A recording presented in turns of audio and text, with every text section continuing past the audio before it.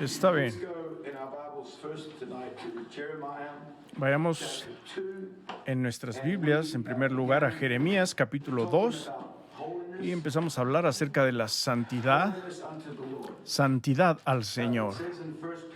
Dice en primera de Pedro, capítulo 1, verso 16. Bueno, empecemos ahí mejor. Mantengan su dedo en Jeremías porque vamos a regresar, pero leamos esto juntos en primera de Pedro, capítulo 1. Y estamos todavía leyendo el verso en el que están inmersos todos, pero subamos un poquito en el capítulo. Y leamos del verso 13. Yo leo y ustedes me siguen. Por lo cual, teniendo los lomos de vuestro entendimiento, vamos a hablar un poquito más de esto más adelante. Teniendo los lomos de vuestro entendimiento ceñidos, con templanza esperad perfectamente en la gracia que os es presentada cuando Jesucristo os es manifestado. Esa es una escritura muy poderosa. Como hijos obedientes, no conformándoos con los deseos que antes teníais, estando en vuestra ignorancia. No formando tu vida, en otras palabras, con las cosas de las que has sido salvado, sino como aquel que os ha llamado es santo, sed también vosotros santos en toda conversación. Esa palabra conversación tiene más que ver que simplemente hablar, tiene que ver con tus actos de la vida, cómo vives tu vida, en todas las maneras de tu vida. Porque escrito está, sed santos, porque yo soy santo. Y si invocáis por Padre a aquel que sin acepción de personas juzga según la obra de cada uno, conversad en temor todo el tiempo de vuestra peregrinación. Así que vamos a estar hablando de esos versículos en la próxima semana.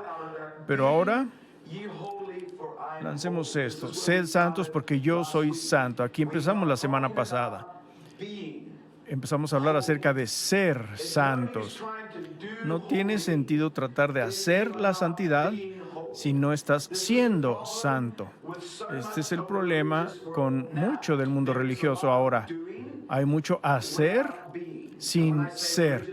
Y cuando digo mundo religioso, no estoy hablando de la corriente principal, estoy hablando de estos movimientos de santidad que se hacen llamar santos, y lo hacen porque tienen muchos hechos y obras. No es que estén mal, lo están haciendo bien, de hecho, pero son cosas que ellos prescriben que debes hacerlas para poder encajar, y para ellos la santidad son nuestros hechos, nuestras obras.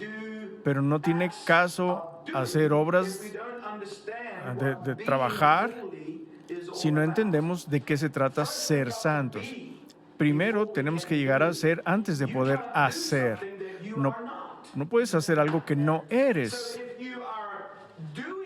Así que si estás haciendo santidad sin ser santidad, entonces no hay santidad. Si estás actuando como un doctor, pero no tienes un doctorado, eso no quiere decir que seas doctor. Puedes ir al hospital y poner el termómetro en alguien o inyectarlo, o inclusive decirles qué es lo que está mal con ellos, pero eso no quiere decir que eres doctor porque le estás haciendo al doctor. Tienes que convertirte en doctor para poder ser. Tienes que aprender algo, atravesar cosas, recibir un certificado, y entonces puedes decir, yo soy un doctor. Entonces puedes trabajar de doctor. ¿Tiene sentido lo que digo? Así es igual con la santidad. La santidad tiene que ver con ser algo. Tenemos que ser para que podamos hacer. Y la razón por la que la gente se desgasta en este hacer de la santidad, obras de santidad o actos de vivir, los actúan y después se vuelven rebeldes y empiezan a odiarlas y a despreciarlas y escupen sobre ellas como si fuera un sabor amargo porque están haciendo algo que no son. Así que está en contra de cada grano de su ser. Quisiera que alguien dijera amén. Todo dentro de ellos confunde el ser con hacer, así que se vuelven contrarias una a la otra. Así que cada vez que dices, ay, tengo que hacer esto, simplemente salta en contra de tu ser porque no eres lo que estás haciendo. Así que hay un conflicto de intereses, no de intereses, pero un conflicto de obras que ocurre en tu vida. Y sé de esto porque yo lo he hecho. Creo que todos aquí en este cuarto probablemente lo han hecho en algún punto u otro, en su caminar con Dios. Y alguna vez han dicho, oh, quisiera no tener que hacer tal cosa. Bueno, pensé que era el único. Sí lo hemos hecho. O desearía poder hacer aquello. O desearía poder ir allá. Desearía poder ver eso. Pero porque estoy tratando de hacerle a la santidad y ser bueno, no puedo hacerlo. Y no es que Dios no honre eso. Yo lo sé por mí mismo que sí honra a Dios. Inclusive mis obras que estaba haciendo sin ser, Dios lo honra. Y el Espíritu te va a alumbrar algunas veces en eso, porque los sacrificios que están haciendo, aunque algunas veces eran autosacrificios, pero si eres honesto en tu ignorancia, ¿lo han notado? Que a veces como que se sacude y dice, por tu ignorancia sí, pero cuando llegamos al conocimiento de la verdad, ahí es cuando tú das un paso más y empiezas a vivir en otra esfera, en un ámbito diferente, en un lugar diferente de realidad. Y aquí es a donde llegó por fin mi vida, en donde yo decía, bueno, esto no está funcionando ya para mí. Y Dios me está jalando a una realización mayor, a una experiencia mayor. Y no es que yo haya dejado ir nada. Yo no cambié mi estilo de vida, no cambié lo que se me permite y no se me permite, no cambié las cosas que hice. Bueno, sí hay cosas que tiré y eché al bote de basura, pero adivine qué. Pero llega el tiempo en el que Dios dice, hazlo otra vez, pero esta vez quiero que no sea hacer algo sin ser algo primero. Así que se vuelve una realidad, se vuelve algo que da vida en vez de algo que te hunde. Se vuelve algo que te inyecta y te infunde tu vida con tanta victoria y poder en vez de drenarte. Es muy verdadero esto que estoy diciendo. Ahora alguien alabe al Señor.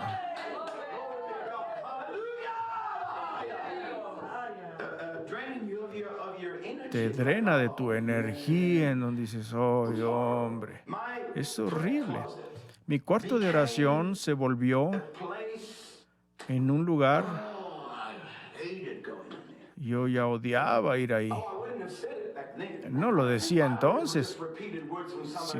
No repetía palabras de alguien más y decía, oh, el cuarto de oración es un lugar asombroso.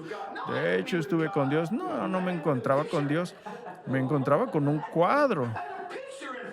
Tenía una foto ahí enfrente mío y algo del Nuevo Testamento y me inclinaba y subía por la escalera, el fuego, el agua, la intercesión y hacer esto y llegar al lugar en donde voy a través del velo.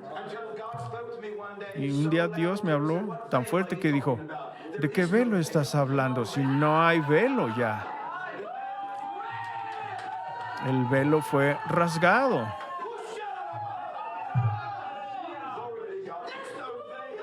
Ya no hay velo. Lo derribó Jesús. Un ministro me llamó por teléfono hace un año o algo y me dijo, oh, estaba hablando con este joven y me estaba diciendo cuán muerto espiritual está. Yo conocí a ese joven. Cuán muerto estaba, me decía, y le dije, ¿y cómo lo aconsejaste? Y dijo, bueno, le aconsejé y le dije, bueno, ¿cuántas veces al año el sumo sacerdote tenía que atravesar el velo a la presencia de Dios? Solo una. Así que si estás experimentando esto, aunque sea una vez al año, entonces vas bien. Verán, este era un pastor. ¿Saben qué le dije? Le dije, ¿de qué velo estás hablando? Y dijo, el velo del templo, que tienes que atravesar y atravesar ese velo. Y yo le dije, hermano, todavía vives en el Antiguo Testamento. Ya no hay velo. Fue rasgado así y así. Sí, después lo cosieron otra vez, pero no yo. La multitud religiosa lo cosió otra vez y para muchas gentes religiosas todavía hay un velo. Y yo todavía tengo que ir por todo el camino. Pero Jesús ya cumplió todo eso, ya lo abrió para mí a través del velo, a través de sus vestiduras, a través de la cruz. Es la cruz por la que necesito ir ahora y seguir las pisadas de Jesús. Y esa cruz me va a guiar y a llevar a donde Él me ha llamado a ir en su presencia. Jesús lo dejó muy claro.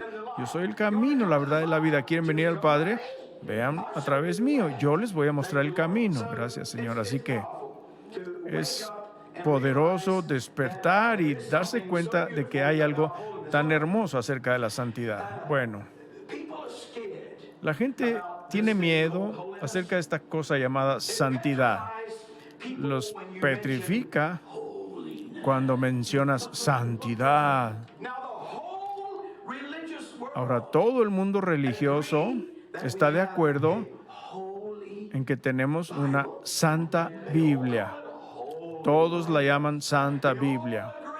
Todos están de acuerdo que hay un Espíritu Santo, o un Santo Espíritu, como muchos le dicen.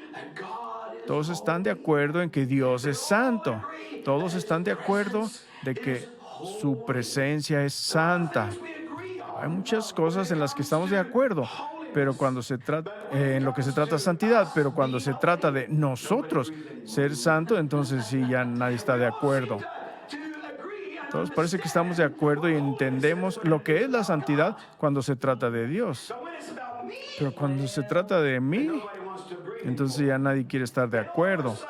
De repente entramos en confusión. Oh, no, santidad. No, eso no significa la santidad. No podemos hablar de eso porque Jesús ya nos ha dado tanta gracia y es todo lo que necesitamos, vivir en la gracia de Dios. No necesitamos santidad. No hablemos de santidad de una forma u otra, aunque es mencionada más de 700 veces en la palabra de Dios. Eso es más de 10 veces por libro. Así que la santidad no es importante. Y eso es concerniente a nosotros solamente como criaturas. Así que sí, es un tema muy importante.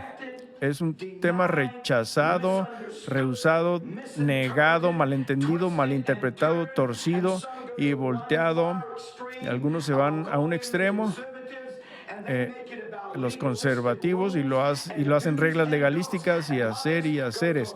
Y otros van en otro extremo tan lejos que se llaman liberales y dicen, no necesitamos nada de eso porque hemos sido hechos libres y estamos en la gracia, así que no necesitamos hablar de santidad.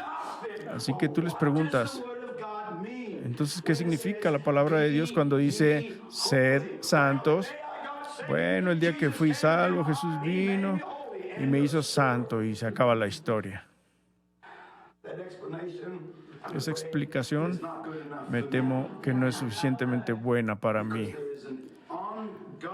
porque hay una obra que continúa todavía de santificación del Espíritu de Dios en nuestras vidas, trayéndonos a donde Dios nos ha llamado a ir. Así que la semana pasada empezamos a hablar acerca de la santidad. La palabra en hebreo kadash o kadosh, ¿y significa qué? santuario, santificado. ¿Cuál fue mi punto principal? Dedicados. Significa ser dedicado. Cuando Dios dice, sed santos, como yo soy santo, verán, eso simplemente me saca los calcetines, porque decía, voy a ser santo como Dios es santo. ¿Cómo puedo ser santo como Dios es santo? Es imposible. Dios no tiene pecado. Dios no tiene que separarse de nada para ser santo.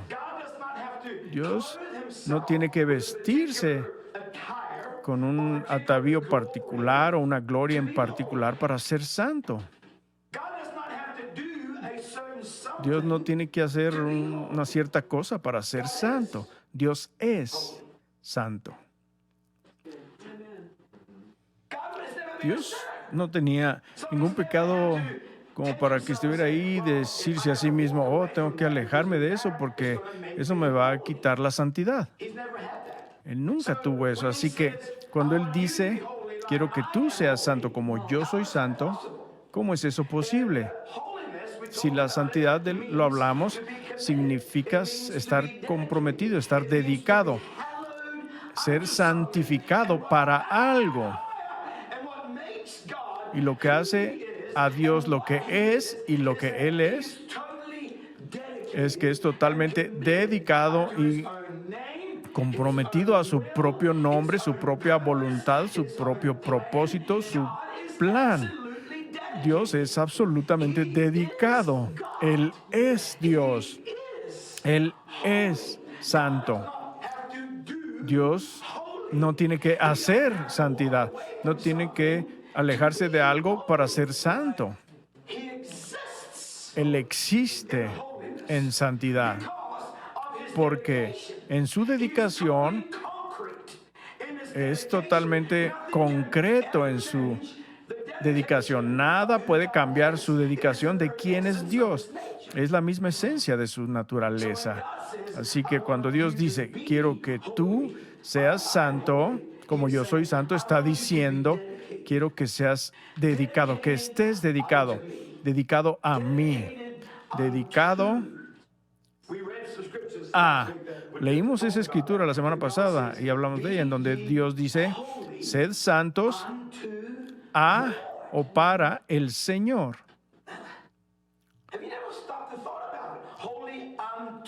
Santidad al Señor. Ni siquiera podemos empezar a hablar de eso. Dedicado a algo, comprometido hacia algo. Esta es santidad verdadera y se trata de estar comprometido. No vas a tener ningún problema en hacer cuando estés dedicado. Nuestro problema de hacer es porque nos falta dedicación. Cuando no nos hemos dedicado al Señor o a Dios, dedicados, comprometidos, santificados para Él, el ser es muy diferente a hacer. Es como sacarse un diente. Lo hemos hecho, hemos vivido así. Oh, hombre, si hablamos de muerte para comerse una galleta, es este tipo de cosas en las que dices, ¿en serio? Se supone que así debe sentirse. Es la manera en la que debe ser. Pero entonces se me dijo, bueno, es el camino crucificado, así que tenemos que hablar de crucifixión. Siempre te vas a sentir así, sin victoria, sin vida, sin gozo. Y estaba con un montón de gente, estaba rodeado con un montón de gente. Y lamento tener que decirlo así, pero tengo que decirles de dónde vengo para poder saber a dónde vamos. Rodeado de gente, de todo el mundo. Y decían, si el mundo te ve de la manera en la que yo te estoy viendo, entonces no tengo nada que ver contigo. Porque no había vida, no hay gozo, no hay victoria. En sus rostros, te los encuentras en la tienda y tienen esta cara ruda y estas neblinas, en vez de ver la brillantez de la presencia de Dios, porque eres algo, porque has sido santificado, estás dedicado al Señor, a Dios, y lo que estás haciendo en tu dedicación para Él, entonces se vuelve dador de vida, gozo, ánimo, no por lo que estás haciendo, pero por causa de aquel a quien estás dedicado. ¿No es poderoso? Bueno, estoy en Jeremías, capítulo 2. La palabra dedicado, solo para insertarlo aquí, significa devoto a una tarea o a un propósito. Devoto hacia una tarea o un propósito. Significa tener lealtad con una mentalidad resuelta. Tener lealtad de una sola mente, una mente única. Jesús dijo en Lucas 11, verso 34, si tu ojo es único, todo tu cuerpo será lleno de luz. Si tu ojo es uno para Dios, con devoción. Si tu ojo es único delante de Dios, con compromiso. Si tu ojo es único para Dios, con dedicación, todo tu cuerpo va a radiar con la luz y el gozo y la libertad y la vida de Dios. Pero cuando tu ojo es dual y aún así estás tratando de vivir único, estás tratando de ser, más bien hacer único cuando no eres único, eso es miserable, porque las dos simplemente van a estar así. Y sientes esa ansiedad y tu ser está así. Y eso se siente mal. Antes de leer ese versículo, voy a explicar esto. Me estoy saliendo un poquito, pero está bien. Aquí está esto que voy a llamar el objeto. Aquí está el objeto. Aquí está el propósito. Les llevé ahí, les di el significado de la palabra dedicación, que significa ser devoto a una tarea o a un propósito, ¿correcto? Ser dedicado, devoto, santificado, apartado con un propósito. Este objeto, esta parte aquí, es la dedicación. El objeto es creado para el propósito. Para que el objeto cumpla su propósito, tiene que haber dedicación. El objeto soy yo. Yo soy el objeto. El propósito es Dios. Es la razón. Él es el propósito. Yo tengo que tener dedicación para llegar y entrar en este cuadro aquí y cumplir el propósito. ¿Está claro? Ahora, cuando el objeto pierde el propósito de su existencia, digamos, por ejemplo, que le cortamos algo aquí o allá, eso ya no puede encajar en el propósito para su creación. Ya no puede llenar la razón para la que este objeto es hecho. Por ejemplo, aquí está un martillo. Este martillo, cuando fue formado, alguien lo metió ahí en un molde y moldeó el estilo y la forma del mango. Lo hicieron con un propósito en particular y fue armado con un propósito específico, y el propósito es que fuera una herramienta, ¿correcto?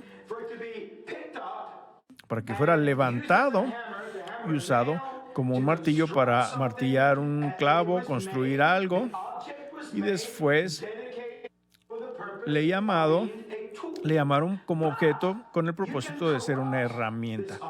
Pero tú puedes corromper este objeto y llevar y golpearlo sobre la cabeza de alguien. La misma cosa que fue creada con el propósito de ser una herramienta se puede convertir en un arma. Es la misma cosa. Solo remuévelo de su propósito comprometido.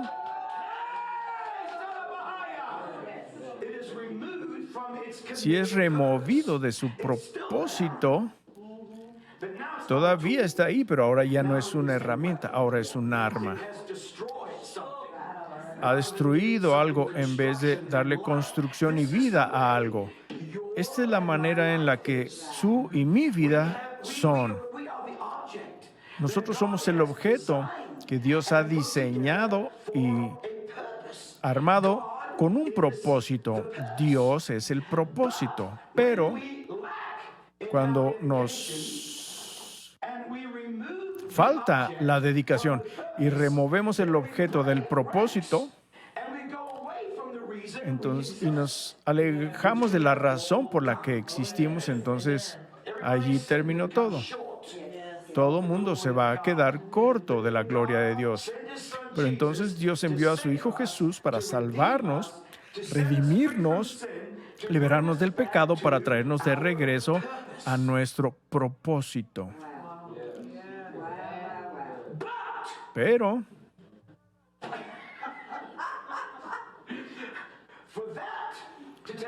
para que eso tenga lugar, tiene que haber dedicación. No vamos a llegar ahí y ser eso sin dedicación, sin ser santificados, sin ser separados, sin ser este objeto que Dios se ha propuesto que seamos para que podamos venir y encajar justo ahí con el propósito de Dios que Él diseñó para nosotros desde antes que empezara el tiempo. ¿No es poderoso? Bueno,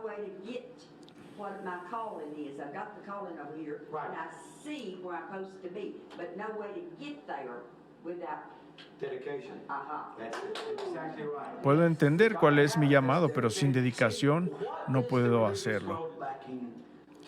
Dios es el que da este propósito. ¿De qué le hace falta a este mundo? Santidad. ¿Por qué falta santidad? Porque no hay dedicación. La gente no está comprometida. No están comprometidos con la causa. No están comprometidos con el propósito de todo ello. Están comprometidos con un programa, con una iglesia, comprometidos con un ministerio. Están comprometidos con todo tipo de cosas, pero el compromiso no es para con Dios. Yo quiero estar comprometidos con ustedes. Sí, estoy comprometido con ustedes, pero la única razón por la que puedo estar así es porque tengo un compromiso con Dios. La única razón por la que estamos aquí y me tienen que aguantar es por causa que tenemos un compromiso con Dios y su propósito. Esto les estoy explicando la santidad. La santidad no es un montón de reglas y regulaciones. No es difícil, por favor. No es difícil vivir una vida limpia y santificada delante de Dios cuando estás dedicado. No es difícil. Estás comprometido con algo. Esto es la santidad. Y una vez que eres, y vamos a hablar la semana próxima más, entonces vienen las partes activas de la santidad. Y no es porque alguien te haya dado un libro de reglas, o no porque alguien dice, oh, si no haces esto, no puedes hacer aquello, y si te ves así, te tienes que ver así, etcétera, etcétera. Estás haciendo esas cosas que no encajan. No se trata de eso. Se trata de estar comprometido, de estar dedicado a Dios. Es simple. No lo puedo hacer más simple que eso. De todos modos, miren aquí en Jeremías capítulo 2. Me estoy desviando un poquito, así que quiero regresar a mi línea otra vez porque me estoy emocionando. La semana pasada les dije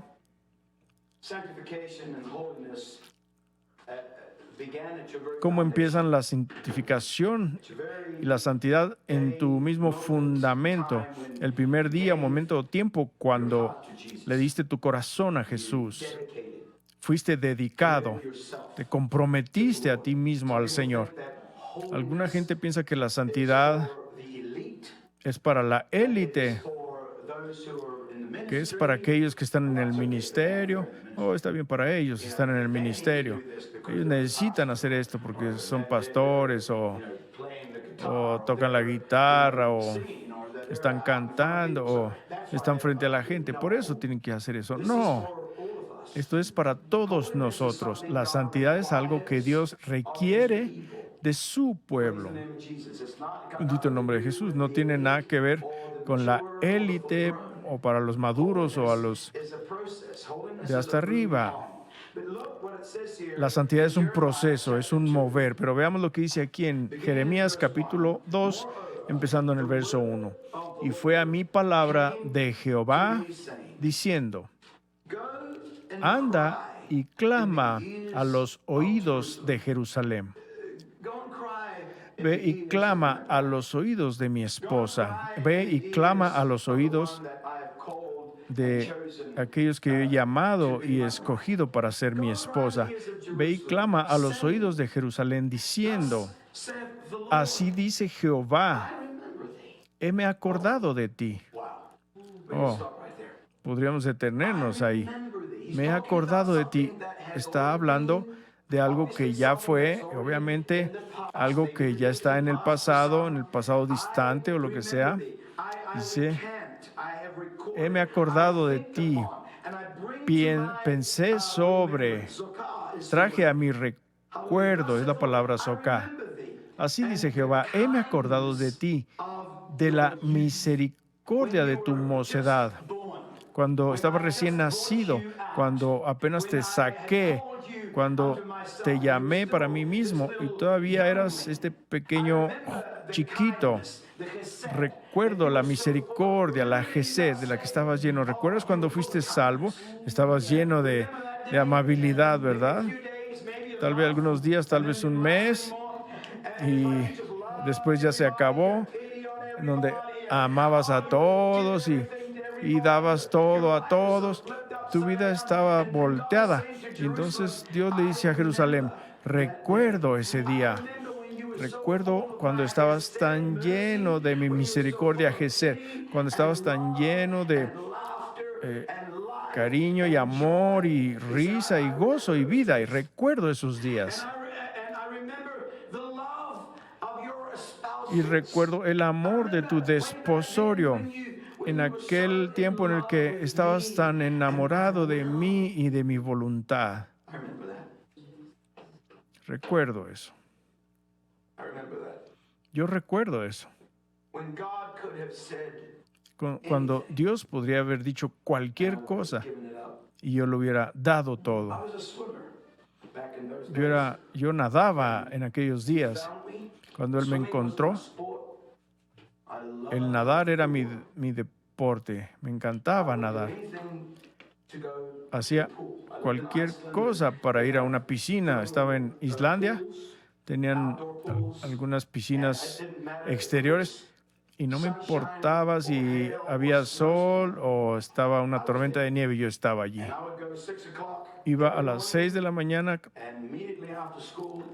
y después de la escuela cada noche, y muchas veces era la única persona en la piscina.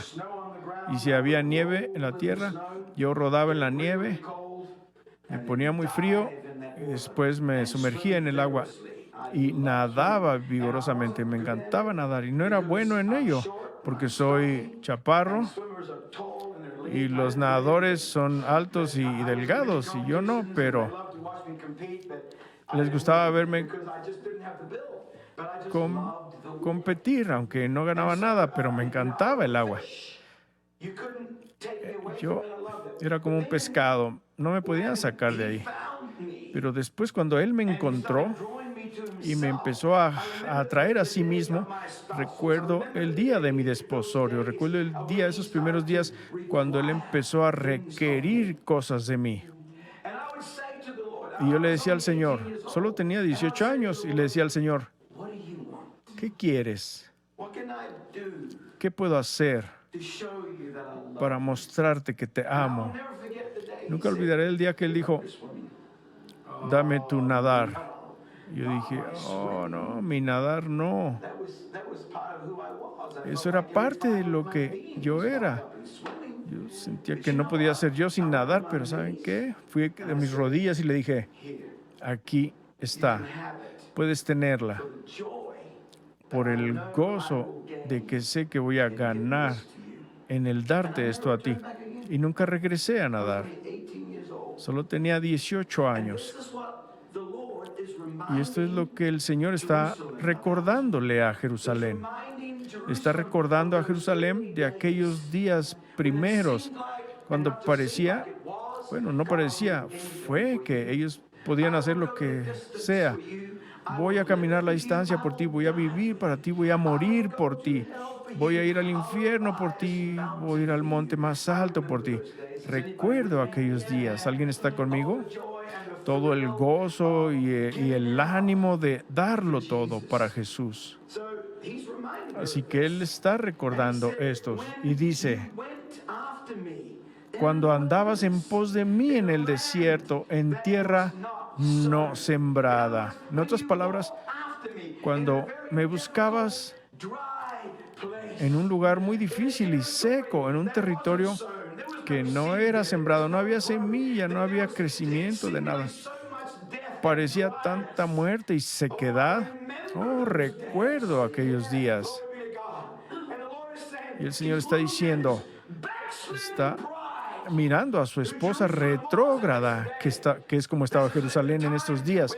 Fue en el tiempo cuando iban a ir a la cautividad a Babilonia. Y Dios está tratando de despertar a su esposa y les dice, ¿que no te acuerdas cómo era? ¿No te acuerdas cuando te redimí y te hice libre y te llamé para mí mismo? ¿No te acuerdas cómo era en tus días de desposorio cuando decías, voy a ir, voy a hacer, voy a ir, voy a dar, voy a rendirme?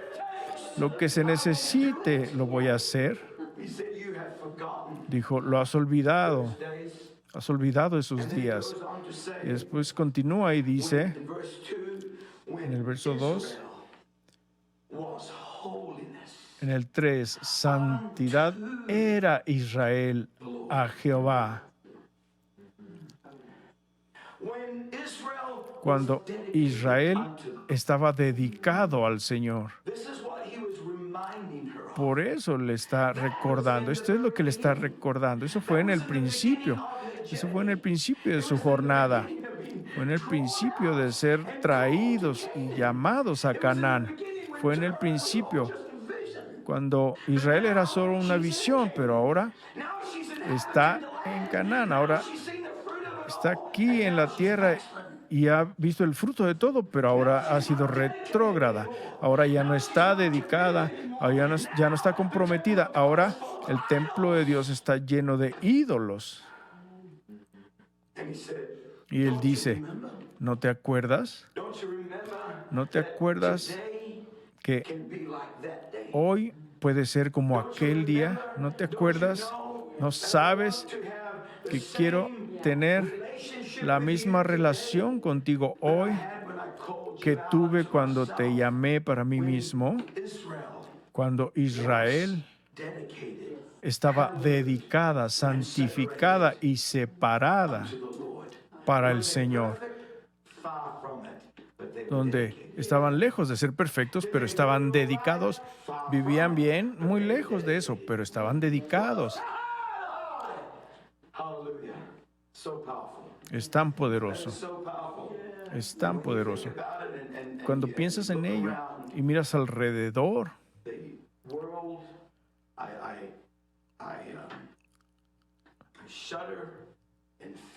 el mundo me da temor y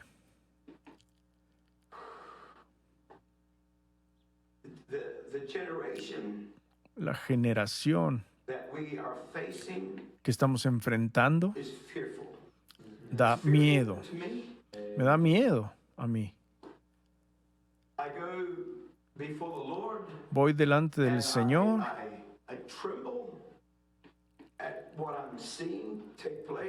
y veo lo que está llevándose a cabo enfrente de mis ojos y veo el peligro en el que estaba mi alma. Todos estamos en peligro. Todos estamos en peligro de ser atrapados y engañados y llegar a este lugar de permitir y sufrir ese espíritu que se inmiscuye en nuestros corazones, nuestras casas, acciones. Es tan fácil ser arrullado para dormir, especialmente cuando estás cansado del viaje. Y por eso mucha gente está siendo arrullada a dormir, porque están cansados de la jornada. El apóstol Pablo dijo, si permaneces hasta el fin, si te mantienes firme hasta el final, gloria a Dios, mantente firme, dijo, hasta el final y vas a ser salvo. Y cuando sientes que ya no te puedes sostener, créeme, Él se va a agarrar de ti. Él te va a sostener. Gloria a Dios. Bueno, continuamos. Ok, vayan conmigo a segundo de Crónicas. Alabo el nombre de Jesús. Segundo de Crónicas y capítulo 2. Encuéntralo por lo que Él es y dedícate y comprométete. Y una vez que encuentres en tu ser que eres algo, para algo o alguien, entonces no es tan difícil ya. Sí, va a haber crucifixión. La crucifixión nunca es placentera, nunca es fácil entregar algo que amas tanto. Estamos llenos, tenemos muchos Isaac saliendo de nuestras vidas. No, esto es lo que amo más que ninguna otra cosa. Y usualmente esas cosas son las que Dios dice, bueno, te voy a traer un poquito más cerca de mí, pero quiero ese Isaac. No es fácil, pero cuando eres dedicado, miren cuán dedicado era Abraham. Ese hombre estaba tan dedicado que fue llamado el amigo de Dios. Yo quiero ser llamado amigo de Dios. Yo quiero ser su amigo. ¿Se imaginan tener ese título, el amigo de Dios? Pero estaba tan dedicado que él no retenía nada. Estaba tan comprometido, tan santificado. El hombre era santo. ¿Era perfecto? No, pero era santo, porque estaba comprometido, dedicado al propósito del Señor. La voluntad de Dios, el plan de Dios, es asombroso. Aleluya, es tan asombroso. En segundo de Crónicas, eso les dije, capítulo 2, en el verso 4 y 5, dice, he aquí, yo tengo que edificar casa al nombre de Jehová mi Dios. Hablamos un poquito la semana pasada de cómo nosotros somos el templo de Dios y Dios nos ha llamado a su pueblo a santidad, porque Dios quiere morar en un templo santo. Es decir, ni siquiera es Antiguo Testamento, es Nuevo Testamento. No tenemos que ir al Antiguo para ver estos principios. Esta es verdad del Nuevo Testamento, que Dios dijo, yo quiero un templo santo. Los estoy llamando a ser un templo santo. Están edificados juntos, dice Efesios, un templo santo para el Señor. Oh, como dije al principio, Santa Biblia, Santo Dios, Santo Espíritu, Espíritu Santo, presencia santa, pero gente santa, eso simplemente me hace explotar. ¿Por qué entonces cambia la palabra santo? Esa es la pregunta. Bueno, y aquí yo tengo de edificar casa al nombre de Jehová mi Dios para consagrársela o dedicarla, para dedicársela. ¿Saben qué es esa palabra? Kadosh, la misma palabra que santo, para santificarla, dedicarla, apartarla para el Señor. Edificar casa al nombre de Jehová mi Dios para consagrársela, para santificarla a Él, para quemar perfumes aromáticos delante de Él y para la colocación continua de los panes de la proposición y para holocaustos a mañana y tarde y los sábados y nuevas lunas y festividades de Jehová nuestro Dios, lo cual ha de ser perpetuo en Israel. Y la casa que tengo que edificar ha de ser grande, porque el Dios nuestro es grande sobre todos los dioses. Dios quiere una casa grande. Ese eres tú. Y solo hay una cosa que te va a hacer grande. Y eso es tu dedicación. Verán, ellos pudieron construir esa casa. Aquí está el templo. Aquí están los muros alrededor del templo. Aquí está el lugar santo con el arca de Dios. En el lugar santísimo están los altares y la mesa de los panes, todo eso. Todo está allí. Si no lo hubieran dedicado, entonces, ¿qué? Solo serían muebles. ¿Qué serían si no hubieran sido dedicados? Inútiles. Y este era el problema. Lo dedicaron al Señor y cuando lo hicieron, dedicaron la casa al Señor, la gloria de Dios entró y llenó el lugar.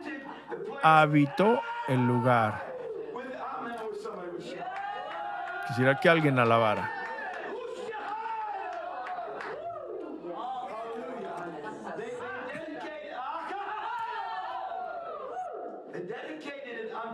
Lo dedicaron al Señor y cuando fue santificado para Él, entonces Dios lo llenó con su presencia. Pero algo ocurrió en el camino. El templo perdió su propósito. ¿Por qué? Porque aquí abajo, en el atrio, empezaron a poner ídolos. Perdió su propósito. Ya no era un lugar dedicado para la santidad de Dios. Perdió su propósito. La dedicación se fue, así que ese cuadro ya no cabía en ese cuadro. Así que, ¿qué ocurrió cuando ocurrió eso? Dios dejó su propia casa. Vayamos a Ezequiel.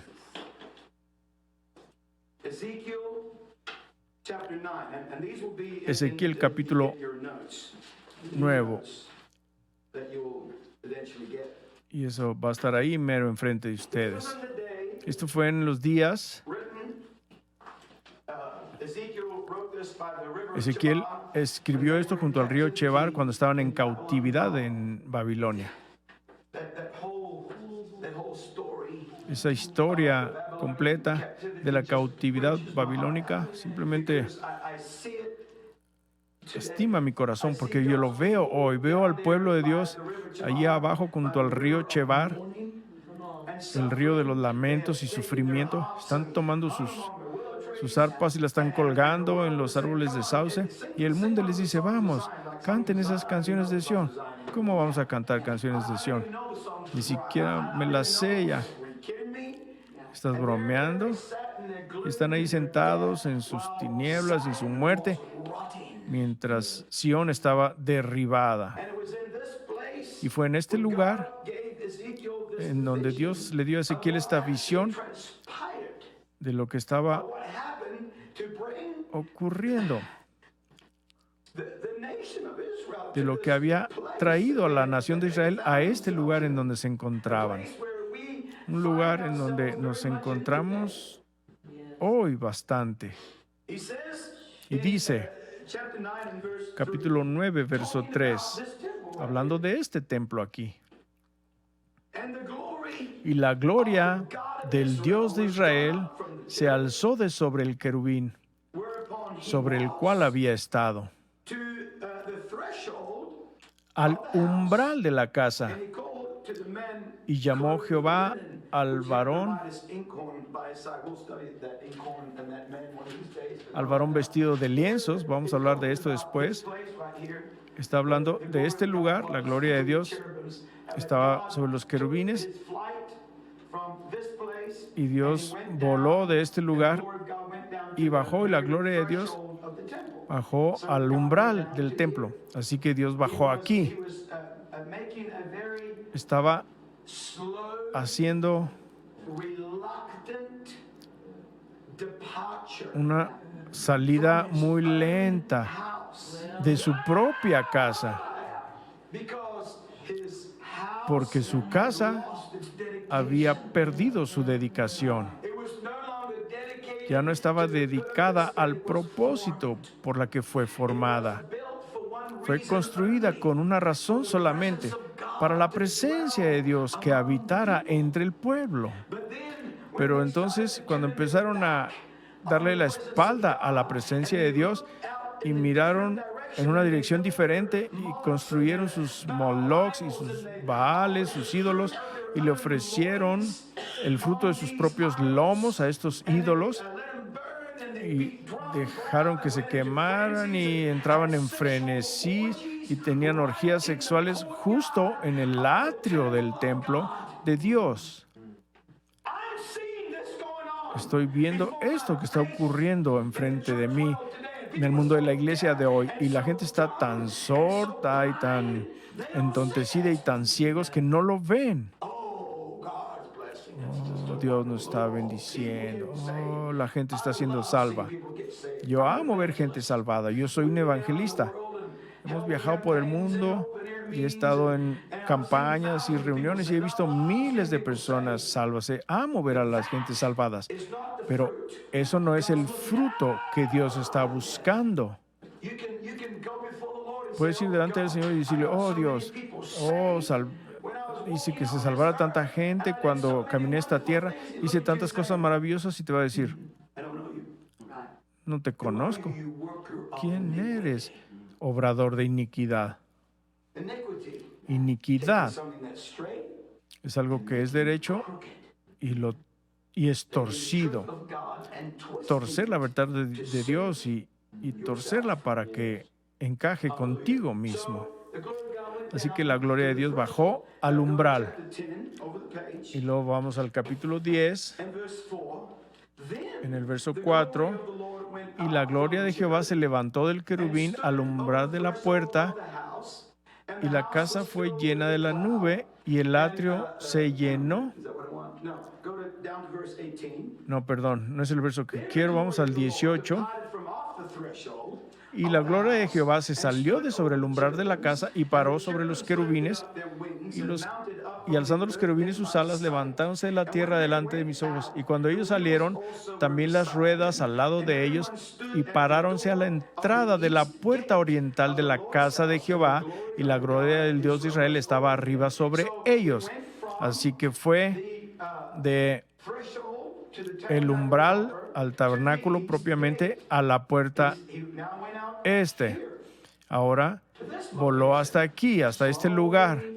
Lentamente hizo su mover, lentamente haciendo su salida de su pueblo. Verán, Dios amaba su casa tanto que no simplemente desapareció y partió de ahí. Él dio advertencias. Ha habido tantas advertencias a través de los años. En estas últimas décadas ha estado advertencia tras advertencia. ¿Y saben lo que dice el pueblo de Dios? Oh, siempre ha sido así. todo va a estar bien, Dios es Dios, Él no va a ir a ningún lado. Hasta que un día se fue, se va. Un día Él se va. Es como con Sansón, estuvo regándola y tonteando con Dalila. Y le creyó sus mentiras y jugando con un montón de engaños para obtener sus pequeños placeres. Y los filisteos venían sobre él y él rompía las cuerdas y cada vez tenía la fuerza y el poder de Dios. No hay problema. Hasta el tiempo final, cuando perdió su cabellera, perdió su gloria, perdió su poder y su mente. Simplemente me voy a levantar como las otras veces. Y no supo que el Señor lo había dejado. ¿Qué tan inconsciente estás cuando no sabes que Dios te ha dejado? Me estoy saliendo mucho de mi lección. Gloria a Dios. Pero por supuesto todo encaja. Gracias, Jesús.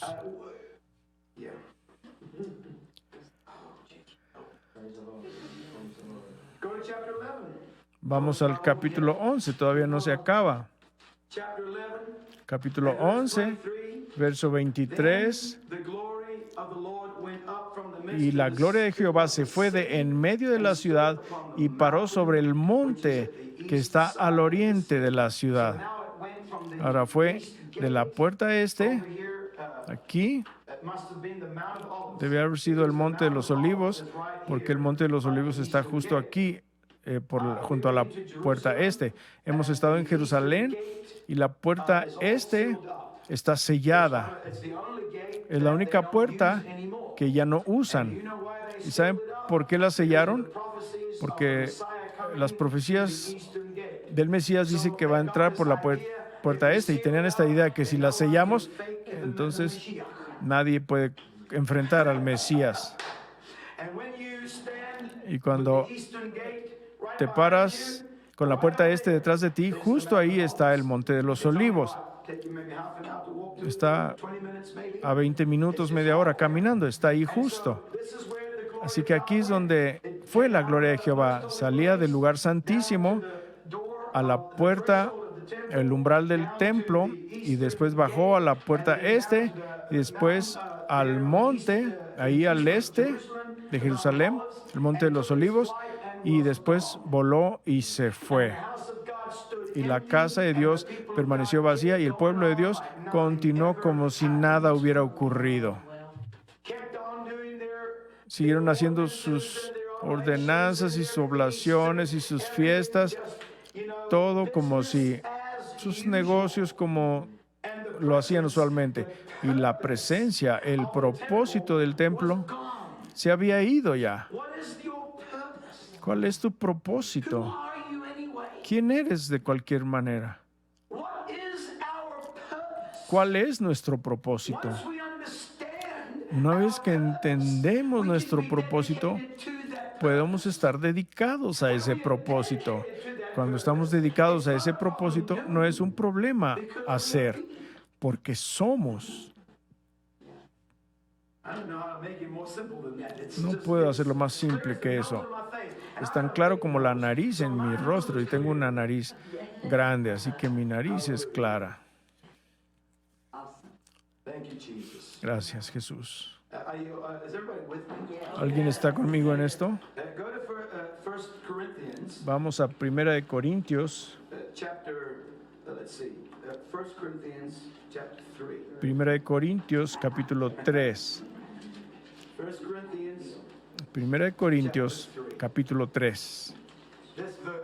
Este verso ahora explica, después de explicarles esto, va a tener más sentido de la perspectiva de un Nuevo Testamento. 1 Corintios, capítulo 3. 1 Corintios, capítulo 3. Déjenme leer aquí para ustedes. Verso 16. ¿No sabéis que sois templo de Dios? Hola. Aquí está el cuadro. Este templo que Dios ordenó, armó, son templo de Dios y que el Espíritu de Dios mora en vosotros. Eso hace que se me paren los vellos. Si alguno violare, esa no es una palabra tan agradable. Si alguno violare o contamina el templo de Dios, Dios destruirá al tal. Porque el templo de Dios, el cual sois vosotros, santo es. No hace santidad. El templo de Dios es. El templo de Dios es. El templo de Dios está dedicado y el templo de Dios es santificado.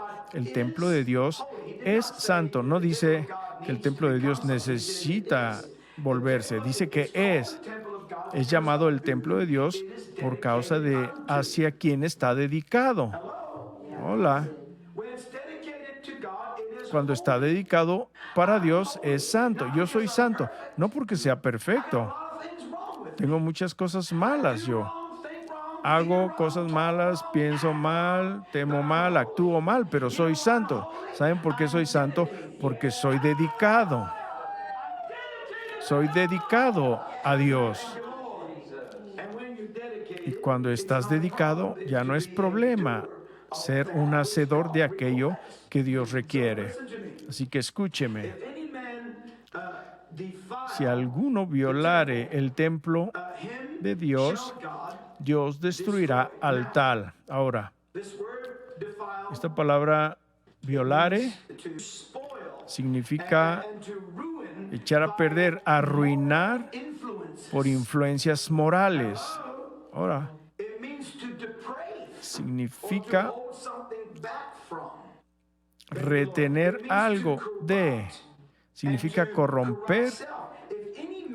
Si algún hombre violar el templo de Dios o lo echa a perder o echa a perder el propósito de él o echa a perder la razón para él, si hace esta cosa que Dios ha hecho así y dice, oh, no necesito hacer eso, ¿para qué hacer esto?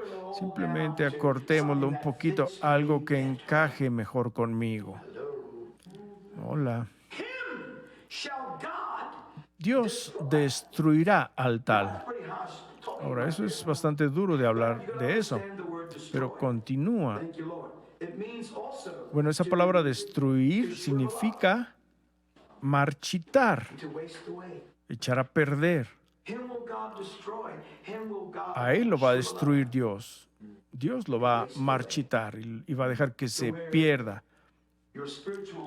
al grado de que tu vida espiritual se vuelve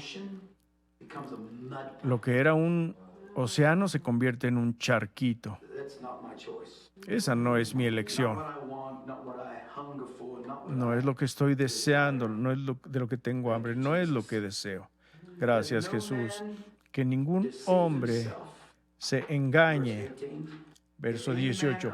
Nadie se engañe a sí mismo. Si alguno entre vosotros parece ser sabio en este siglo, hágase simple para ser sabio.